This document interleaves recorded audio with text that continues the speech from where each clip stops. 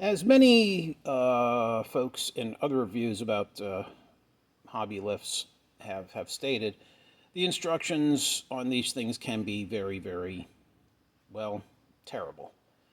I can assure you that the instructions to this lift were terrible. And they were not terrible because it was a poor conversion from Mandarin to English. The problem was that entire areas of instructions were missing.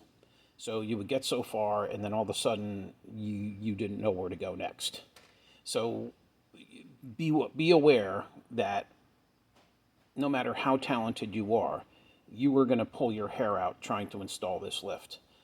My son and I took this project on, and granted, it's only two guys for a very heavy project, but there is a way to manipulate the parts by running an engine hoist and dollies and chairs and anything with wheels and jacks to move things around. You can do it. It's not easy, but you can do it with two. However, the instructions will prohibit you from doing it efficiently and thoroughly. So be aware of it. You will pull your hair out. The instructions are horrible. They're not really instructions. It's pretty much just a guide. I'm a mechanical contractor by trade. My son was familiar with lifts, working in the vehicle repair industry. So therefore, between the two of us, we should not have had a problem. Yet we had nothing but problems. So now you know that's the situation with the instructions. I'd like to address some issues with the locking ladders. Okay, the locking ladders are where the safety catches on the cross members lock into when the pressure is released off of the cylinder. So it's very important that locking ladders do their job. Now, as you can see, this one, the down bolt is welded in crooked. Okay, you can probably see it better there. So when it's welded in crooked and you try to put it in the column, it goes, the locking ladder is bowed either one direction or another. And even if you try to bend the locking ladder, it still will not work. So if you get one of these, you're going to end up having to replace it, like I did, having to deal with warranty to get another one, because what happens is if you leave it in there bent, it chews up the sliding block, and if you chew up the sliding block too much, the locking ladders don't work anymore, and or you have to replace them. And the sliding blocks, well, you have to tear the whole lift apart to replace those, so that's not a pleasant thought. Other problem with locking ladders, at least the ones I got, was this. You see that mark right there? That's where one of the catches, the safety catches, didn't go over all the way because the holes aren't punched properly. There's a ridge on a lot of the punch outs, and that ridge keeps the safety catches from going over and engaging fully across the ladder. So what happened here was I had my Econoline van, which weighs about 8,000 pounds, empty on the lift, and little did I know that the safety catch was not, the lock was not over all the way. Of course, you can't tell that because you can't see. And when it was on the lift, it tore out quite violently. And it's a good thing I wasn't under there, and it's a good thing I had the lift bolted down, because it's very possible that column would have kicked out, and my van would have fell over and ended up on my wife's Mustang. So not a very, very good thing that could have happened because of how horribly manufactured these locking ladders are. Tuxedo did replace it, and the one I got was much better than this one. However, I did have to replace another one, and the one I got was worse than the one I wanted to replace, and I just gave up on it and tried to deal with it as best I could. Again, nothing but frustration and safety concerns with the locking ladders. Okay, now we're going to discuss issues with the runways. Of course, the runways are very important. The runways support the weight of any vehicle you're going to put on it. So, of course, you want them to be very strong. Well, unfortunately, these aren't, because they lack proper support underneath. Where you can see there's only one cross brace in dead center, And then the only other ones you'll find is at the very end on each side. Now, because of that, I'm having structural problems. You can see right here, you see how that runway is bending? You see how that bottom lip is sagging? Well, that also means that the outside is bowing. That area is bowing. Can you see that bowing? And that area is sagging. See now, see how as the ridge runs up towards the center of the runway where there is a cross brace, it doesn't bend. And as soon as it gets away from there, it bends right back down again. I'll continue down and you'll see what I mean. Again, bending down again.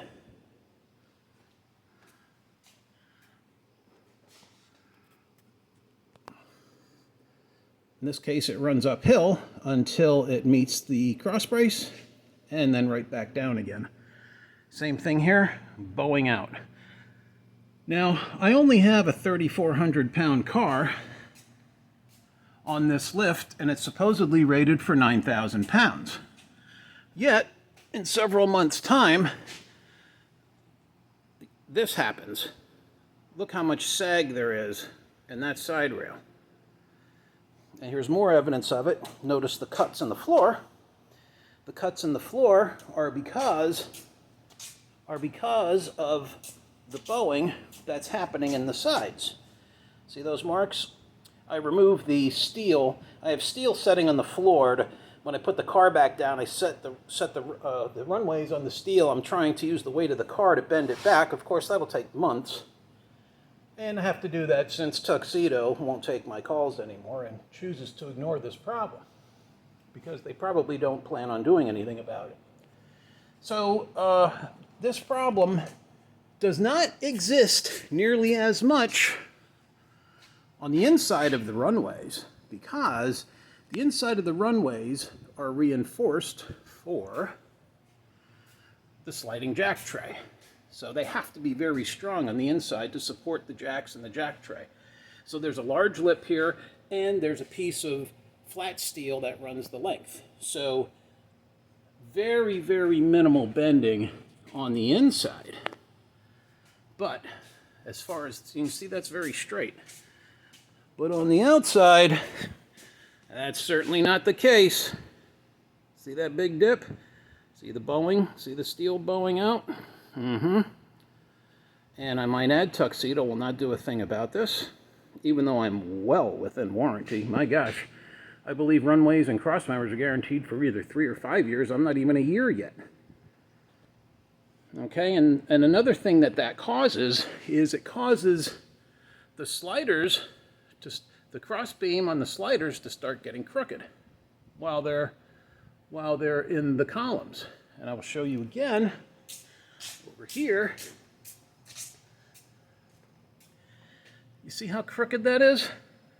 The crossbeam sets crooked, and then, as a result, it starts tearing up the slider blocks, which I'll show you over here. See, that's the slider blocks deteriorating because the crossbeam is tilting in the columns. Because the runways, again, tilting in the column, see it? Because the runways are sagging, because they aren't built correctly. And no one can claim any differently because photographic evidence is what it is. So there's something to be careful about, okay? Again, Tuxedo quality here. Just not stacking up to the claims of 9,000 pounds. Sorry. That has cheap written all over it, right there. Just a quickie on the ramps. As with most lifts, you'll find the ramps that are included with it made of steel. They're extremely heavy. You will not want to move them. But also, since it's a Tuxedo, the screws in the bottom of that hold the bottom plastic yellow caution piece on here, well, you won't know it when you put them down, but they're too long. And see what they did? They damaged my concrete. My nice new slab dug right into it. So I had to take them all off, grind them down, and reinstall them. Yet more even the ramps from a Tuxedo lift are a problem. Perhaps if you spend the $450 for the aluminum ones, maybe you won't have that problem. Not really sure though. Another issue with this lift is the ram. When the ram, or let's say when the lift is sitting on the ground and everything's at rest, the ram is extended all the way down here and ends up pretty close to the pulleys, all right? So when it's at rest, the ram is fully extended, all right? Now, unfortunately,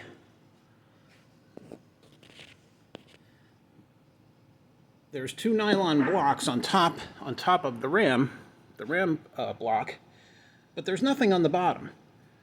See, what happens is, when that ram is fully extended, what's going on is there's so much pressure on the back, on what's left inside the piston here, that the seals were starting to go bad because I was finding hydraulic oil at the end of the piston here. And I was wondering what was going on, and then I saw that the ram had absolutely no support when it's fully extended.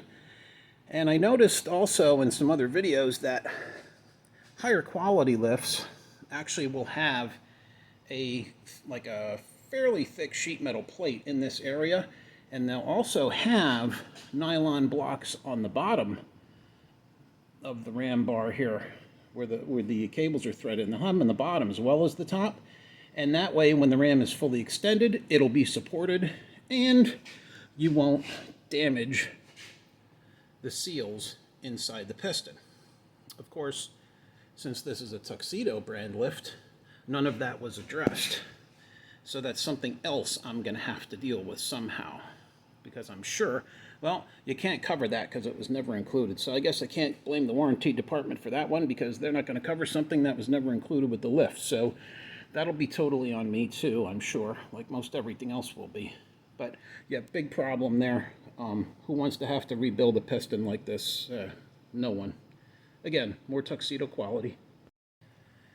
Here's something you wouldn't think would happen, but I even had a problem with the grease fittings. When I went to do the maintenance on it, which is basically hitting the grease fittings and getting some grease in the pulleys, I was noticing that the grease fittings would just, as soon as I put a gun on them, they would break very easily and end up in the nozzle of the grease gun.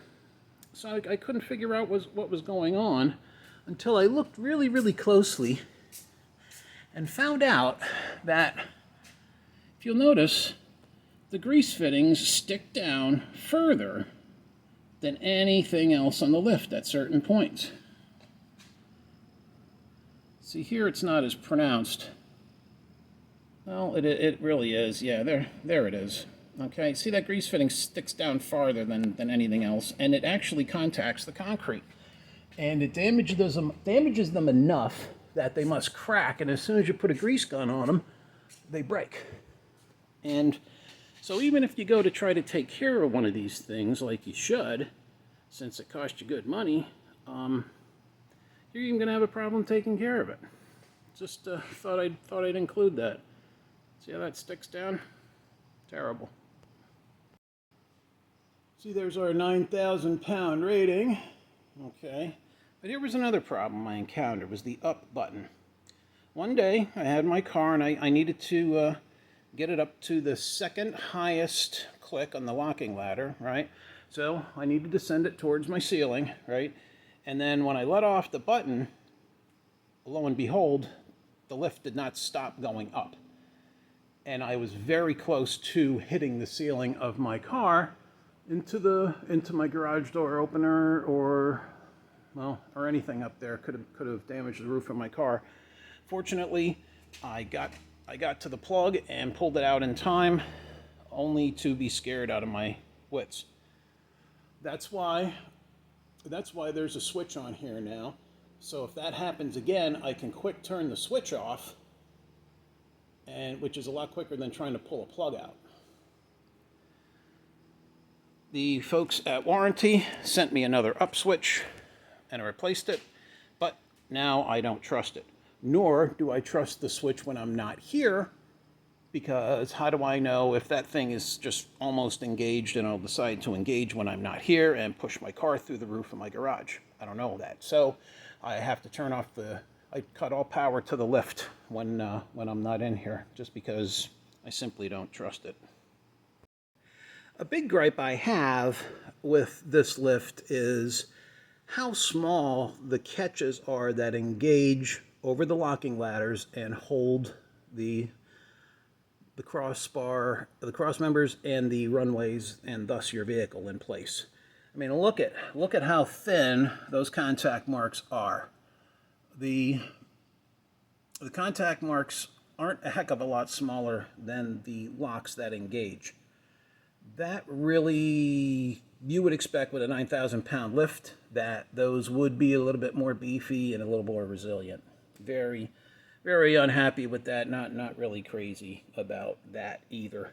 And also, as far as the linkage goes, I pulled the panel off here to show you the linkage. I had a problem with that too. See the linkage, how wimpy it is? Gosh, that's 3/16 of an inch rod, maybe a quarter at the most.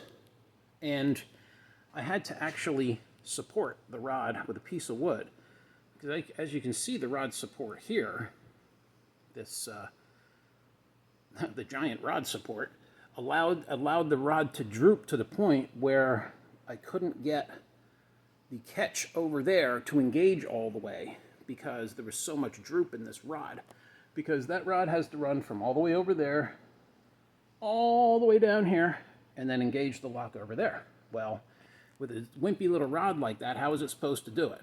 So I had to come up with this fix to feel safe and get this thing to engage properly, because I tried adjusting the rod out, but I didn't have enough adjustment in it to make it work, so I had to come up with this fix. So again, why should I have to do this? Should be built right in the first place. I mean, look at the size of that rod hanger. I mean, gosh, I have the rod dead center now, but it was hanging all the way down before, and well, it wouldn't engage on the other side. It's ridiculous. It is a ridiculous safety issue. Why can't they make this stuff a little beefier, especially on a 9,000-pound lift? Doesn't make any sense to me. Again, know what you buy. This is your normal shelf bracket, but what I did is I needed to have a tool that I could actually put up behind the locking ladders to see if I could feel the catch, the safety catch along the back side of it, because I absolutely did not feel safe standing underneath this lift because of how poorly the locking system is engineered. So I ended up going through some of my stuff and finding this, and it works great. I can stick it through the square hole on the locking ladder and then go up and touch the back of the locking stud, and I can see how far it protrudes across the locking ladder, how much further it sticks out beyond the locking ladder. And it doesn't stick out very far, maybe a quarter inch at the most. It's not very reinforcing as far as safety goes. However, you can't, once there's weight on it, I doubt it could move and come out and dislodge. So I have to go around and do that to all 4 locking ladders. Otherwise, I don't feel safe under the lift. So in closing, I'd like to say this is a buyer beware situation. The 9,000-pound claim is completely bogus. I've shown you here that it is completely, utterly bogus. The lift will not hold up under those circumstances. I wish I had known this before I purchased this lift. Otherwise, I would have gone elsewhere. Unfortunately, I could not find a review that was this in-depth and a review that had any problems. So I don't know if it's just my 9,000-pound lift that's the issue. I can't imagine an 8,000-pound lift that are more common. I can't imagine they could hold a 3,400-pound car any better than this one does. I can't imagine that it would, but maybe it's just this one. Really don't know. All I can say is I've demonstrated all these things, and all these problems exist in a 9,000-pound Tuxedo branded 4-post lift. So buyer beware.